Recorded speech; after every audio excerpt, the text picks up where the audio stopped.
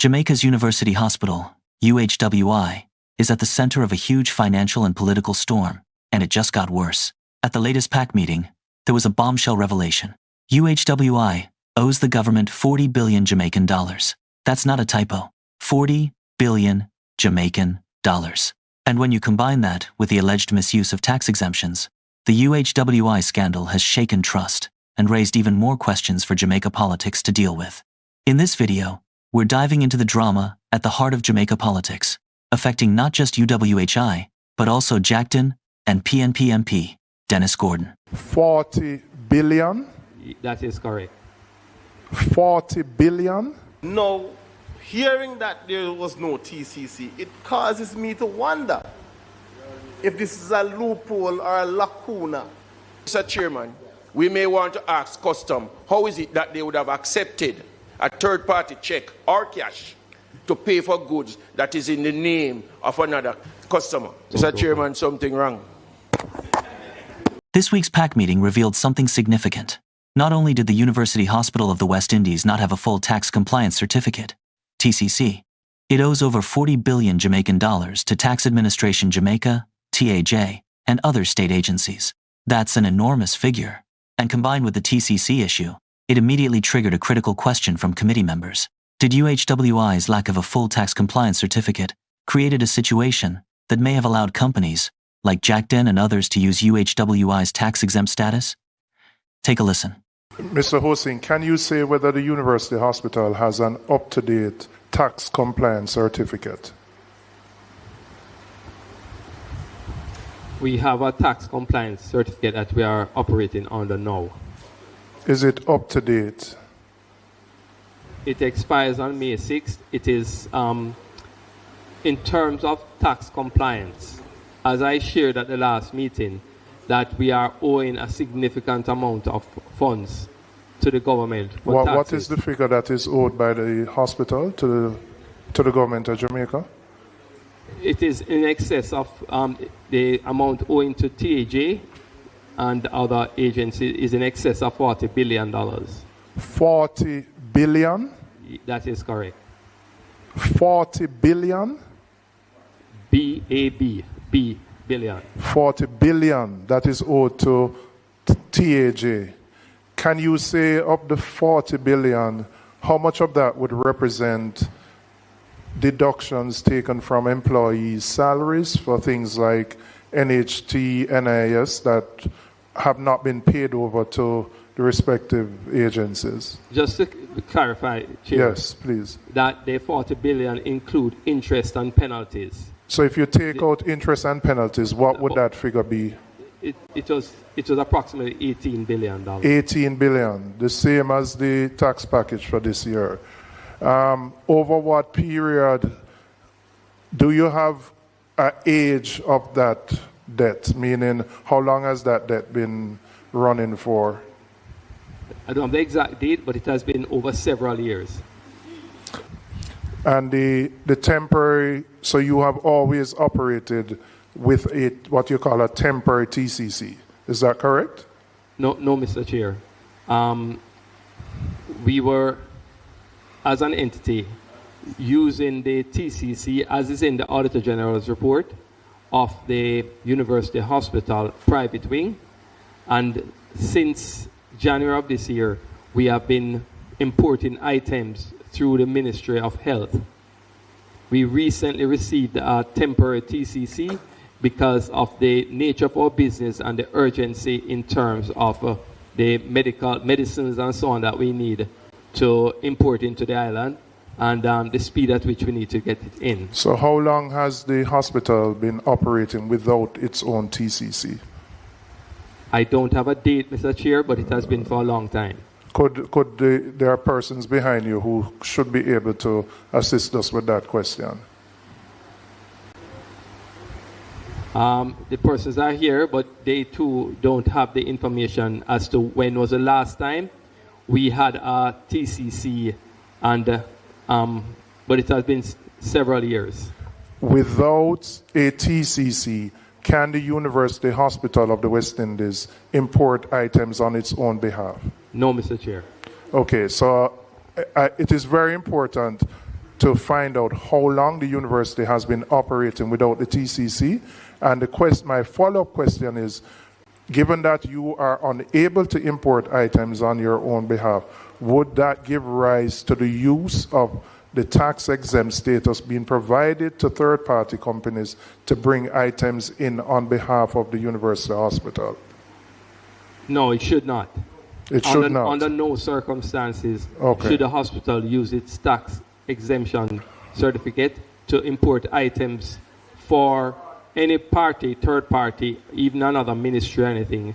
It must only be solely based on the requirement. It is supposed to be only for the use of the hospital and items purchased by the hospital. All right. How long has the hospital been using the TCC of the private wing of the UHWI for? As I said, Mr. Chair, I'm unable to say how long. It has been several years. I can get that date for you and Yes, provide that's it. important. Yeah. And I can also, but as I stated, I will do that. Because now, hearing that there was no TCC, it causes me to wonder if this is a loophole or a lacuna that was employed by UA to import items, and now when these individuals and their companies are called into question, they're being thrown underneath the bus. So, is it a case where because of the absence of the TCC, UA engage these companies, and then that would explain why you had a buyback at 10 times at what they was imported? 10 times. So there was a buyback of crockery, remember? Mm-hmm. And you have 4 companies, not just one, and we don't know whether or not any of the other 4 have anything to do with members in this house. So I don't know why we're zoning in on one. And the one in question of the 4 did not make any attempt, and you can confirm, to sell back anything to UA. Doesn't matter. So, could you confirm whether or not the absence of the TCC was the rationale or the basis for engaging these companies to use the tax exemption status? There is no basis, absolutely no basis, upon which anyone, any entity at the hospital or anywhere else should be breaching government guidelines for any reason at all. Absolutely no reason.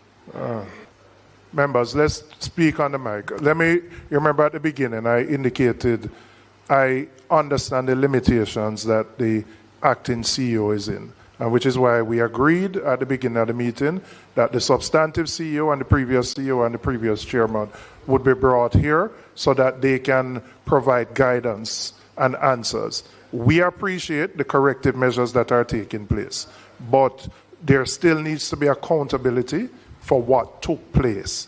And I know you can't answer questions that predate you, but this particular one is one which needs an answer, even if you can't provide it. So we'll have to come back to it. From those exchanges, the revelation that UHWI did not have a full tax compliance certificate, TCC, sounds significant, and raises legitimate questions on their relationship with JACDEN, Dennis Gordon, and the 3 other companies in question. But the mystery deepens even further, to now cast a shadow on customs itself, as members Juliet Cuthbert Finn and Roy Clark line of questions reveal. Take a listen. You know, there's certain things we saw as far as the declaration, and I think we got something from customs that the declaration was false under the Jamaica Customs Act Section 209, that the invoice had UHWI as the importer, and UHWI's national code was used in this instance to evade paying duties. One of the companies in question, JACDEN, mentioned, I heard on the news, and I think I listened to a report, and I listened to the chairman, who also mentioned on a radio station that the company JACDEN paid back a sum of $10,089,921.22 I don't know if you can answer that. Was that paid to customs, or was that money paid over to UHWI to pay customs, since UHWI was the name on the bill and a separate address from UHWI? That is my question. We did not receive the amount that you stated, member.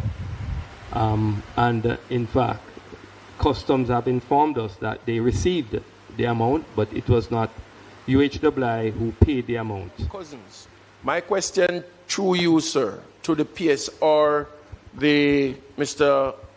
Eric. On what ground, what condition, what authority that some goods that were brought in the name of UHWI Hospital, that a third party, a private entity, would have gotten the authority to pay duty on behalf of UHWI? Is it that is there a condition in place for things like that to happen? Mr. Chairman, since being there, we have made no arrangement for anyone to pay anything on behalf of the hospital. So on what grounds did this company, JACDEN, paid over $10 million to custom accepting that money in the name of UHWI, because the goods belongs to UHWI? The goods did not belong to UHWI. It didn't, but it is in the name of UHWI. And just to clarify, UHWI in all four circumstances did not sell anybody anything, because you can't buy back if you didn't sell or give to somebody, right? So it's not a buyback. I just want to make sure there's no misunderstanding. I just want my colleague to understand that it's not a buyback. I just want my colleague to understand that it's not a buyback. I'm still waiting to hear the answer. Because $10 million were paid, $10.8 million was paid to customs. The goods that is in question has a third party to it, because it is a third party check or cash that was used and not UHWI.